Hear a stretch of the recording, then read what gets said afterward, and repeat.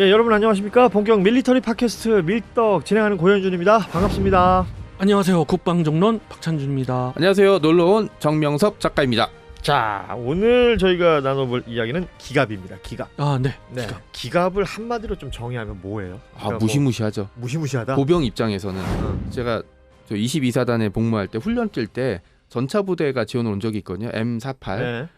목적지까지 간 전차는 없었어요. 중간에 다 퍼지긴 했거든요. 네. 근데 좀 서글펐던 게 뭐냐면 막 가는데 전차가 사거리에서 퍼져갖고 막 엔진에서 막 연기가 막 나는데 진짜 큰 일이잖아요. 그래서 어떻게 막 했는데 승무원이 나와서 아무렇지도 않게 소화기로 끄는 거예요. 그러니까 그 일은 이런 일이 되게 많이 벌어졌다. 이 얘기는 뭐 워낙 옛날 얘기 아닙니까? 네. 우리 정 작가님 구생을 하실 때 같으면.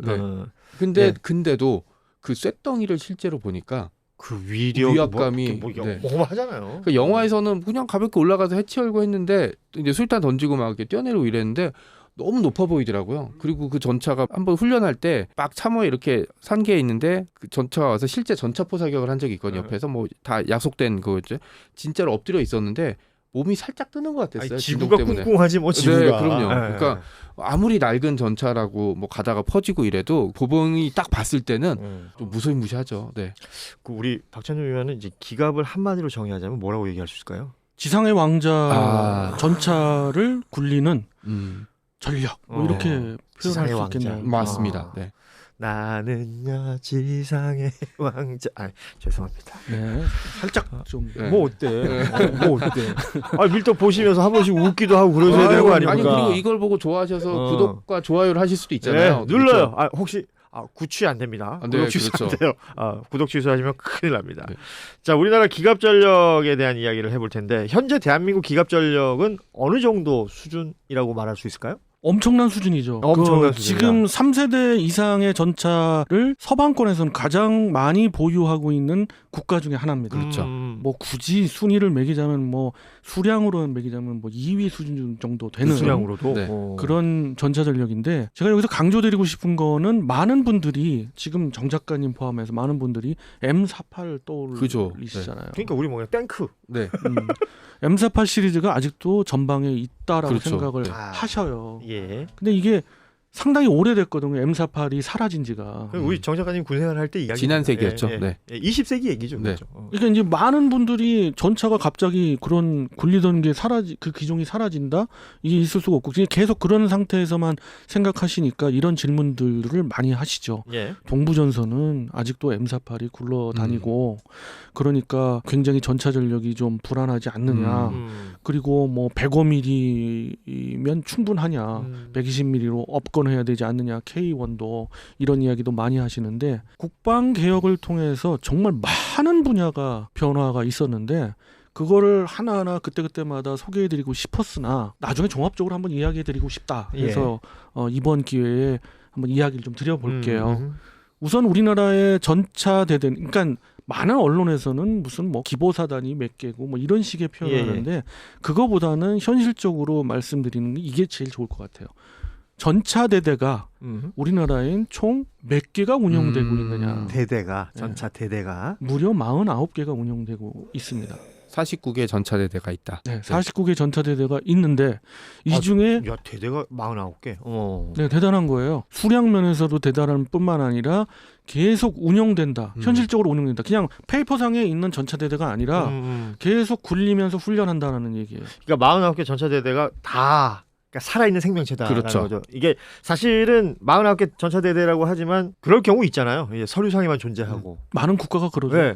훈련 뛸 때만 그렇죠. 뭐 보이는 심지어 훈련도 제대로 못 뛰고 그런 데가 네. 있죠. 예전처럼 이 깃발 흔들면서 아저씨 비키세요, 땡겨요 이런 거 있었잖아요. 네. 제가 봤던 것 중에 제일 재밌었던 건 전차병이 5명이잖아요. 4명이서 모서리에 서서 노끈을 하나씩 해요. 사각형 만들고 네, 그리고 가운데 전차장이 이제 깃발을 들고 이렇게 가면서 나도 내 눈으로 봤어요. 너무 옛날 얘기긴 한데 그랬었으니까. 네. 그렇게 된 것이 이렇게 발전된 것이 바로 K2의 그렇죠.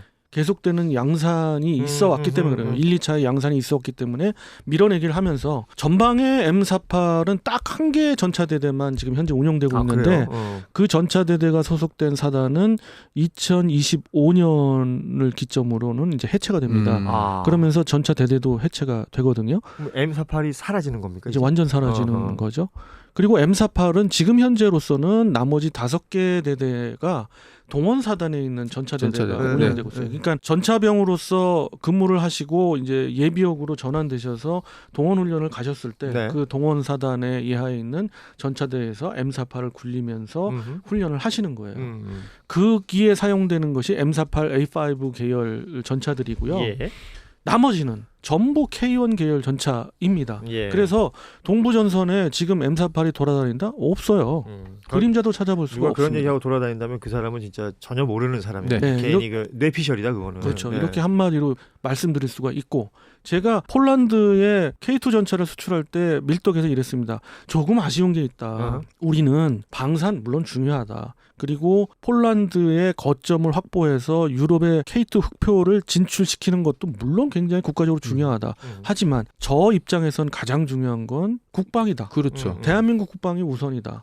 기존에 계획이 없었으면 모를까. 기계화 보병 사단에 있는 예하 전차대대가 11개거든요. 그 11개 예하 전차대대를 전부 완전히 다 밀고 이제 K2로 완전히 완편시키려면 3차와 4차 양산이 필요한데 그 3차 양산 분량을 해뒀던 분량을 로켓 배송을 보냈죠. 빠르게 로켓 배송으로 보낸 거예요. 그러니까 폴란드가 놀라는 거고 새롭게 라인에서 생산한 것들은 아니에요. 이러니 제가 좀 그것이 아쉽다는 거였어요. 물론 먹고 사는 게 중요한 문제긴 하지만 체력이 튼튼해야 먹고 살 수 있는 거죠. 네. 반면에 생각해 보면 곧 3차 양산과 4차 양산을 통해서 특히 4차 양산도 이번에 방사추위에서 선정이 됐잖아요. 네. 이게 이제 승인이 돼가지고 이제 150대 이상이 양산이 되면 그 숫자가 제가 보는 그 기준으로 편제를 확인해 보니까 11개 전차대대가 이제 다 완비가 돼요. 지금 현재는 5개 전차대대가 K2를 운영하는데 나머지 이제 6개 전차대대도 다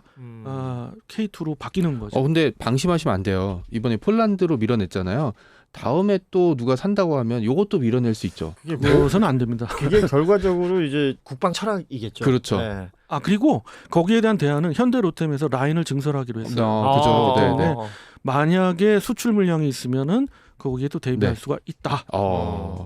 지금 뭐 이게 앞부분에 얘기해 주셨지만 이 M48 가지고 지금 뭐 어디에 있다 뭐 있다 이런 얘기하시는 분들 그 잘못된 거라고 얘기했지만 그러니까 결국 K1 계열에서부터 쭉 계속해서 업그레이드가 되고 있는 거 아니겠어요? 네. 그러면 지금은 어느 수준 어느 정도 상황이냐 이것도 좀 한번 얘기해 보죠. 그렇죠. K1은 K1, E1으로 그렇죠. 업그레이드가 되고 있고 이 업그레이드 사업은 2027년까지 합니다. 왜 이렇게 좀 길어지냐면 무려 K1 전차는 1027대나 갖고 있어요.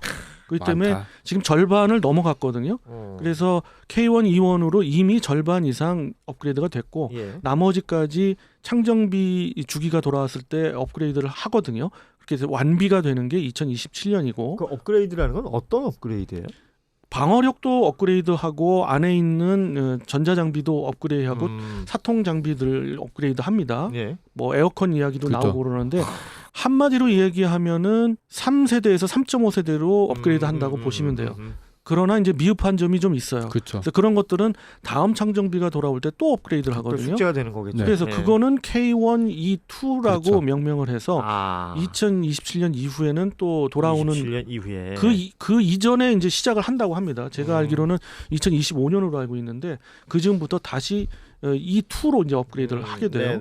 그리고 또 다른 계열인 이제 120mm 주포를 갖고 있는 K1A1은 벌써 K1A2로 전 차량 484대 전 차량 다 업그레이드가 완료가 됐어요. 아니 그런 거 어떻게 알아요, 근데? 보통 나는 핸드폰 업그레이드 하라 그래도 귀찮잖아요. 며칠 있다가 밤에 충전할 때 꽂아놓으면 자동 된다는데 그것도 안 꽂아놔서 못하고 그러는데 특히 놀란 게 숫자가 그냥 태연스럽게 나오잖아요. 1027대, 484대. 와. 아니 이렇게 말씀드리는 이유는 뭐 빨대 같은 거 꽂아놨습니까? 그러니까. 빨대 여기 있습니다. 빨대 여기 있고 이렇게 제가 말씀드리는 이유는 좀 더 여러분들한테 정확하게 말씀드리고 싶어서 그러는 거고 언론에서 뭐 천여대 얘기하고 어떤 뭐 매체에서는 완전히 숫자를 틀리게 얘기해요. 뭐 앞장과 다르게 얘기하는 경우들이 있어요. 엉터리처럼 얘기하는 경우가 있어서 저러면 우리가 이제 개념 설명을 하고 결론은 맞게 이야기하더라도 간마다요. 그게. 좀 숫자가 같이 그렇죠. 들어가면 좋아서 여러분들이 숫자 얘기하면 싫을 수도 있습니다만 그때마다 말씀드리는 거고 K2는 지금 이제 양산이 되고 있죠. 3차 양산은 지금 진행 중이고 네. 4차 양산은 지금 승인이 났기 때문에 곧 이제 라인에서 시작을 할 것 같고요. 이렇게 된다 그러면 이제 K3가 그렇죠. 그림자가 쓱 아둥거리잖아요. 그러니까 얼마 전에 K3 전차의 개념도라고 불러야 되냐? 그 개념도가 공개가 된 적이 있잖아요. 예전에 나왔던 모형도보다는 되게 현실적이 돼버렸어요. 그러니까 DX 코리아에서 봤던 거는 약간 우주 전차 같은 느낌이었잖아요. 전차가 아니라 약간 로켓 따라서 이렇게 우주로 날아갈 수 있는 그런 스텔스 형상을 갖춘 전차였다면 이번에 나온 개념도는 약간 현실적인. 그래서 뭐 사람들은 좀 후퇴한 거 아니냐. 예전보다 안 멋있다. 그건 디자인 그렇죠. 얘기하는 거겠지. 디자인이고 현실적인 디자인이란 얘기는 요게 실제 개발에 가까워지고 있다라는 거죠. 그러니까 차도 맞아요. 컨셉트가 나올 때는 별의별 거 다 달다가 실제 양산에 들어가기 직전에는 야 이건 좀 너무하지 하고 하나씩 빼거든요. 보통 컨셉카는 차 모양 같지가 않잖아요. 그렇죠. 근데 결국 나올 때 되면 차가 돼서 나오지 않습니까? 맞습니다. 지금 말씀해 주시는 게 딱 그 부분이겠죠. 그 이제 무인화에 대한 얘기도 나오고 있는데 요게 아직 지금은 결론이 나올 시즌은 아직 아니거든요. 아르마타 전차 같이 무인 포탑으로 하고 캐빈에 다 들어가느냐. 전차라는 게 전차장이 직접 목측을 해서 봐야 되는 게 굉장히 중요하거든요. 그러니까 거기에 대한 결론도 나와야 되는데 일단 포탑이 대형이기 때문에 내부에 필요하면은 인원이 탈 수 있지 않을까라는 정도까지는 얘기가 나온 것 같아요. 그러니까 그 적절히 잘 섞는 게 사실은 그럼요. 네. 운영하는 데 있어서의 최고 뭐 어떤 효율성 이런 것들을 생각을 하겠죠. 그 전차전에 있어서 현대에서 가장 노하우가 많은 두 집단이 있는데 이스라엘군이랑 미군이거든요. 근데 이스라엘군이 가장 중요하게 생각했던 게 전차장이 실제로 목측하는 거. 그래서 4차 중동전 같은 경우에는 전차장 피해가 엄청났음에도 불구하고 포기하지 않았거든요. 근데 이제 완전 무인 체계로 가게 되면 포탑에 아무도 타지 않는다면 전차장이 관측하는 게 좀 어렵지 않을까. 라는 그 부분이 결론이 완전히 무인이 돼서 그 실제 사람이 목측하는 게 없다면 뭐예요? 레이더나 이런 걸로 본다는 건가요? 근데 이제 증강현실 기술들을 이용해가지고 360도 전차 안에서 한두 사람으로 인해서 다 볼 수 있는 그런 환경이 조성이 되고요. 거기도 이제 VR이야. 그렇습니다. 그리고 K3는 결국 무인으로 갑니다. 두 가지로 가는 거죠. 하나는 유인, 그러니까 뭐 적어도 전차장 포함해서 승무원이 2명 정도 있는 그런 유인 차량도 있고 계열 차량으로 완전 무인된 전차가 또 있고요. 그래서 그렇게 갈 예정이고요. 완전 무인이 되면 그 무인 전차는 훨씬 더 전선에서 과감하게 쓰일 수 있죠. 활용도 맞습니다. 자체가 거칠고 험한 데는 무인 보낼 거 아니에요. 그리고 중요한 거 중에 하나의 그 축은 K3의 축은 수소 전지로 간다. 그렇죠. 어떤 에너지냐도 굉장히 중요한 부분이죠. 이제 대한민국 기갑 차량들은 이제 수소 기반한 그런 추진체로 가지 않을까 그런 방향입니다. 그래서 친환경 인증 마크 이런 거 봤나요? 오히려 군에서 이것이 굉장히 화두가 되고 있고 적극적으로 지금 그런 방향성으로 가고 있는데 그래서 그런 두 가지 방향이다. 라고 생각하시면 될 것 같아요. 나머지 부수적인 뭐 방어력이나 공격력은 당연한 겁니다. 그거는 세대를 뛰어넘는 또 다른 업그레이드가 돼야 되는 건 당연한데 완전히 다른 변화의 큰 축 두 가지는 그겁니다. 그리고 이제 하나 좀 궁금한 게 이 K3 전차는 과연 어느 구경의 전차포를 달 거냐도 좀 관건일 것 같아요. 그렇죠. 130mm일 거냐 아니면 140mm로 갈 거냐는 건데 제가 미루어 예측하본 데는 여기부터는 제 뇌피셜인데 130mm가 채택되지 않을까 하는 생각입니다. 이유는요? 지금 우리한테는 130mm가 좀 더 맞을 것 같아요. 140mm는 일단 조금은 더 크잖아요. 물론 큰 차이는 또 없습니다만은 좀 더 크고 지금 140mm로 가려고 하는 유럽 특히 이제 독일이죠. 프랑스가 좀 더 강하죠. 프랑스 쪽에서의 개발 여하에 따라서는 우리도 연구는 하고 있습니다만은 좀 그거보다는 130mm 쪽인 것 같아요. 구경들도 일종의 트렌드 같은 게 있습니까? 저쪽에서 좀 키우면 우리 쪽 좀 키워서 간다 이런 것들? 아무래도 포구 속도 증대가 되니까 공격력이 배가가 되지 않습니까? 전차에서 가장 중요한 방어력과 공격력인데 공격력을 키우려면 주포가 달라야겠죠. 그렇죠. 뭐 140mm로 간다, 130mm로 간다. 두 개의 그런 큰 차이는 없지만 유럽에서 어느 축으로 가든 우리도 그 두 축 중 한 쪽으로 갈 겁니다. 근데 저는 우리 박찬준 위원께서는 130 쪽에 저는 제 생각은 그렇다는 네, 거죠. 무게를 둔다라는 거. 그럼 난 140에 걸지 뭐. 저도 140에 한 번. 네, 왜냐면 박 의원님이랑 같이 따라가면 그림자지기 때문에. 나중에 한번 두고 보자고요. 이 양반들이 근데 K2도 그런데 K3 전차의 포방패를 보면 네. 포에 비해서 좀 큰 편이거든요. 나중에 개량 사업을 할 때 혹시 140mm가 더 효율적이다라고 베이스를 하면은 깔아놓는다.